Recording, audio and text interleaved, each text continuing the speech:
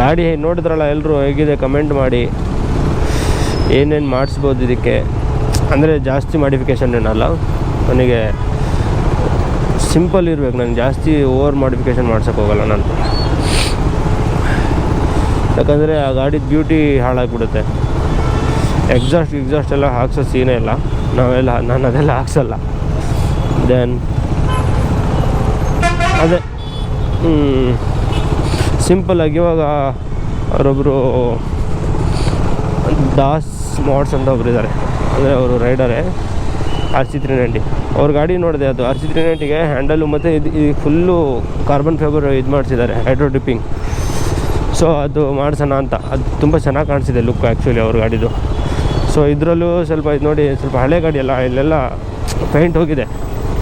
Paint ಮಾಡಿಸಿದ್ರೆ ಅಷ್ಟೇ ನಿಂತು ಆಗೋಲ್ಲ, ಅದಕ್ಕೆ ಹೈಡ್ರೋ ಡಿಪ್ಪಿಂಗ್ ಮಾಡಿಸೋಣ ಅಂತ ಅದೇ ಕಲರಿಂದ.